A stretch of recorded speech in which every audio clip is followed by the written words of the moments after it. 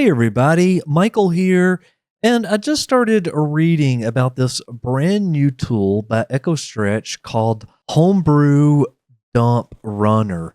Now, what this is basically is that it lets you run Homebrew games and applications on your PlayStation 5 using kstuff web server payloads as well as the Homebrew launcher that was by John Tornblum.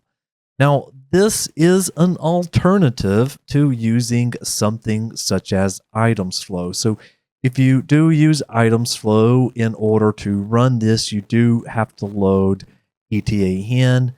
And over here on EchoStretch's newest one, you just need kstuff, the web server running, and then the Homebrew launcher. Now, what I thought would be interesting today would be giving this a spin and seeing how well that it works. So the first thing that you will want to do in order to get this up and running is to go over here to the releases, and then where it says dump runner, just go ahead and click on this and get that downloaded.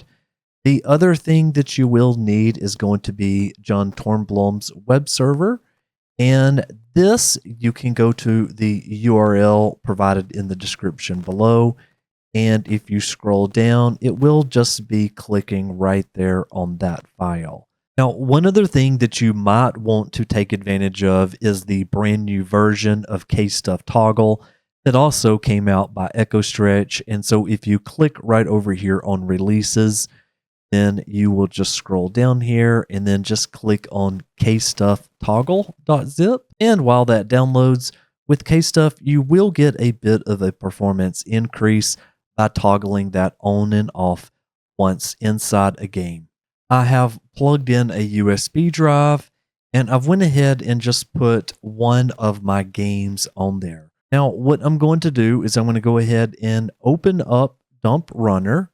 And over on my USB drive, I'm going to create a new folder, and we're just going to give this the name of Homebrew.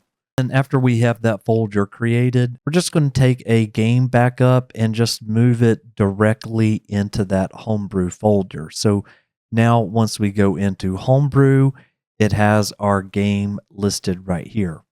Now, again, you will have the dumprunner.zip. Now, all you need to do is to take the dumprunner.elf and the homebrew.js and then just copy those over to your USB drive so yours looks very similar to mine. Now, you can obviously come right back here into the USB drive and then just put multiple games as well. Now, remember, each game that you copy in here, you will need to copy these two files into the root folder as shown in this example. And so right here, I've opened up the kstuff-toggle.zip, and then back here on my USB drive, I am in the Homebrew folder. I'm just going to create a new folder here, and this is going to be kstuff-toggle, and we'll go ahead and open that up. And then we're going to copy the homebrew.js as well as the kstuff-toggle.elf directly into the folder here. So if we look back at the Homebrew folder, again, we just have two folders. Okay, so if we go back to the root of our USB drive, now we just need to copy over that PKG, which is John Tornblum's Homebrew launcher. Okay, we're ready to take that now over to our PlayStation 5. Okay, to begin, we will need to go ahead and get Jailbreaking here. So I'm going to go over to my browser and we're going to go to the umtx2.pages.dev and then do a jailbreak. Now, I'm on 4.03, so just keep in mind to use the appropriate jailbreak for your system. Okay, and so once you get to this screen, you will want to take the PS5 kstuff here. So just go ahead and give that a moment to load. And then we're going to want to take the web server here. So just go ahead and press X on that and get that running. Okay, at this point, we can go back to the home menu and let's go over to settings. And from here, we can scroll all the way down and go to debug settings. We're going to go to game, and then we'll go to package installer. And we're going to go ahead and get John Tornblom's Homebrew launcher started.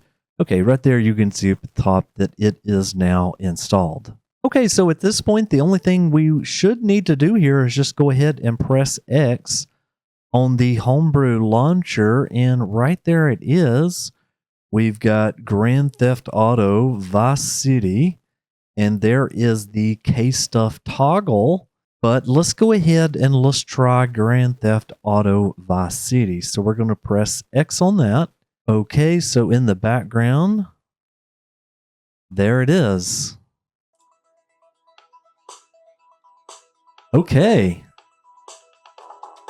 There it is, Grand Theft Auto, the definitive edition.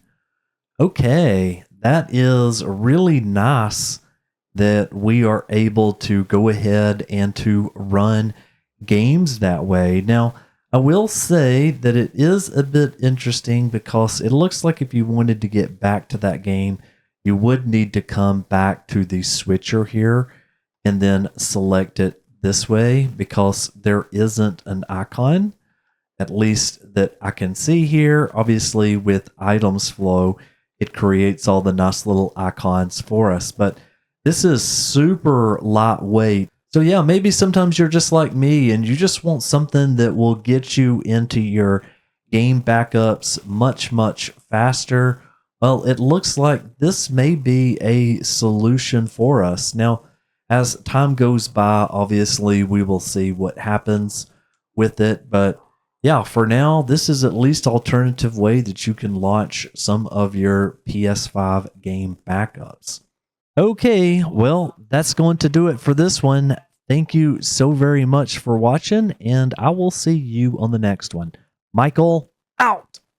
Okay, thanks for sticking around. So I've actually been playing with this a little bit longer, and one of the things that I'll tell you is that as I've been going in and out of rest mode, this has been super stable. So I just came back out of rest mode, and as you can see, I had, clicked right here on Quake 2 just to see if obviously all my fake packages on the PlayStation 4 were working, and all of that looked really, really good. And yeah, if I want to get back to my Grand Theft Auto 3 game, if I go down here to the switcher, you can see it's no longer loaded, but I can jump right back to the Homebrew loader, and I could, from here, go ahead and jump right back into my game.